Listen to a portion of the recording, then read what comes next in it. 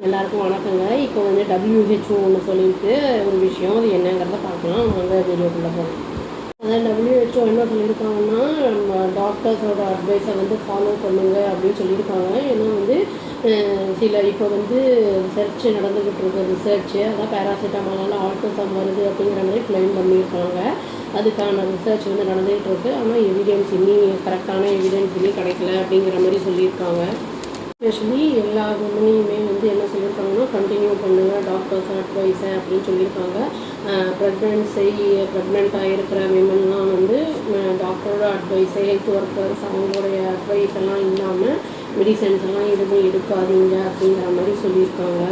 அதாவது ஈவன் அந்த health body அவங்க என்ன சொல்கிறாங்கன்னா, குளோபலி அதாவது 62 மில்லியன் பீப்புள் வந்து ஆட்டிசம்னால வந்து டிஃப்ரெண்ட்டான அந்த குரூப்பில் வந்து அந்த டிஸார்டர்ஸ்லாம் பாதிக்கப்பட்டிருக்காங்க அப்படிங்கிற மாதிரி வந்து சொல்கிறாங்க.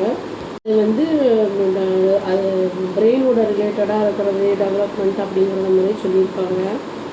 வந்து அவேர்னஸும் டயக்னோஸ் பண்ணி நம்ம வந்து இம்ப்ரூவ் பண்ணியிருந்தாலும் ரீசெண்ட் இயர்ஸில் அது எக்ஸாக்ட் காஸ் ஆஃப் ஆட்டிசம் அப்படிங்கிறது வந்து இனியும் வந்து கரெக்டான இது வந்து என்னங்கிறது தெரிய வரல அப்படிங்கிறது சொல்லியிருக்காங்க. வந்து மல்டிபிள் ஃபேக்டர்ஸ் வந்து இன்வால்வ் இருக்கலாம் அப்படிங்கிற மாதிரி வந்து WHO வந்து சொல்லியிருக்காங்க. WHO என்ன ஸ்டேட்மெண்ட் வந்து இஷ்யூ பண்ணியிருக்காங்கன்னா, இவங்க வந்து யூஎஸ் வந்து கிளைம் பண்ணியிருக்காங்க. அதாவது வந்து கவர்மெண்ட்டு பேராசிட்டமால் யூஸ் பண்ணுறாங்கல்ல ப்ரெக்னன்சி டைமில், அது ஆட்டிசம் ரிஸ்க் இருக்குது, அந்த குழந்தைங்களுக்கு இருக்க வாய்ப்புகள் இருக்குது அப்படிங்கிறத வந்து கிளைம் பண்ணியிருக்காங்க. ஆட்டிசம் அப்படிங்கிறது வந்து ஆட்டிசம் ஸ்பெக்ட்ரம் அப்படிங்கிற டிஸார்டர் என்ன அப்படின்னா நியூரலாஜிக்கல் கண்டிஷன். அது வந்து நம்மளுக்கு எதை அஃபெக்ட் பண்ணணும்னா கம்யூனிகேஷனு, அப்புறம் வந்து பிஹேவியர், பேசுகிறத வந்து மற்றவங்களோட கம்யூனிகேட் பண்ணுறது அதை வந்து அஃபெக்ட் பண்ணும், பிஹேவியரை இது பண்ணும், அப்புறம் வந்து அஃபெக்ட் பண்ணும், அப்புறம் சோஷியல் இன்ட்ராக்ஷன் அந்த அந்த சிம்டம்ஸு அதெல்லாம் வந்து அஃபெக்ட் பண்ணுறதுக்கான வாய்ப்புகள் நிறைய அப்படின்னு சொல்கிறாங்க. எல்லாமே வந்து ஏர்லி சைல்டுஹுட்லேயே இருக்கும் அப்படிங்கிறத வந்து சொல்கிறாங்க. நம்மளே நிறைய பேரை பார்த்துருக்கோம். இந்த மாதிரி வந்து பிஹேவியர்லாம் வந்து கொஞ்சம் அப்நார்மலாக இருக்கும், பார்க்க ஆப்வியஸாக இருக்கும், அந்த மாதிரி வந்து டிஃப்ரெண்ட்டாக.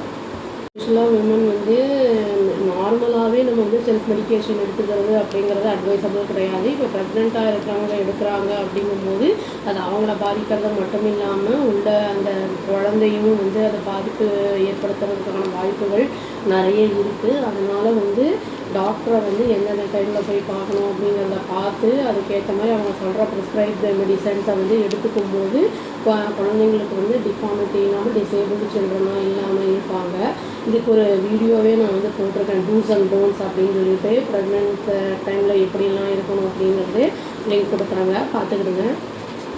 எஸ்பெஷலி வந்து இந்த ஃபஸ்ட்டு 3 months இருக்கும்போது வந்து நம்ம வந்து மெடிசன்ஸே ப்ரெக்னென்சி இருக்கிறவங்க இண்டிவிஜுவலாக அவங்களே மாத்திரை எதுவும் இருக்கக்கூடாது, ஹெல்த் கேர் ப்ரொஃபஷனல்ஸோட அதை அட்வைஸ் இல்லாமல் அப்படின்னு சொல்லியிருக்காங்க. ஃபீவர் அந்த மாதிரிலாம் இருந்தால் கூட வந்து ஒரு சின்ன ஏதாவது ஒரு விஷயம் இருக்குது, டேப்லெட் நம்ம எடுக்க போகிறோம்னா டாக்டரோட அட்வைஸை கேட்டுக்கிட்டு எடுக்கிறது தான் அட்வைசபிள் அப்படின்னு சொல்கிறாங்க. ஏன்னா நம்மளே எடுத்துக்கிறோம் அப்படின்னா அது ஃப்யூச்சரில் லாங் ரன்னில் வந்து அது வந்து பாதிப்பை ஏற்படுத்தும் குழந்தைங்களுக்கு அப்படிங்கிறத வந்து இவங்க வார்ன் பண்ணியிருக்காங்க. சில்ட்ரனோட வேக்சின்ஸ் கூட சில சமயத்தில் வந்து ஆட்டிசமை ஏற்படுத்தும் அப்படிங்கிறத வந்து சொல்லியிருக்காங்க. இதுலேயும் வந்து பட் அதற்கான ப்ரூஃபும் அதுலேயும் ஒன்றும் இல்லை அப்படிங்கிற மாதிரி சொல்லியிருக்காங்க. லார்ஜ் வந்து குவாலிட்டி ஸ்டடி இதெல்லாம் வந்து இருக்குது கண்ட்ரீஸில். பட் அவங்க வந்து அந்த மாதிரி வந்து ஒன்றும் எவிடென்ஸ் எதுவும் அதுக்கான எவிடென்ஸ் இல்லை அப்படிங்கிற மாதிரி தான் சொல்லியிருக்காங்க.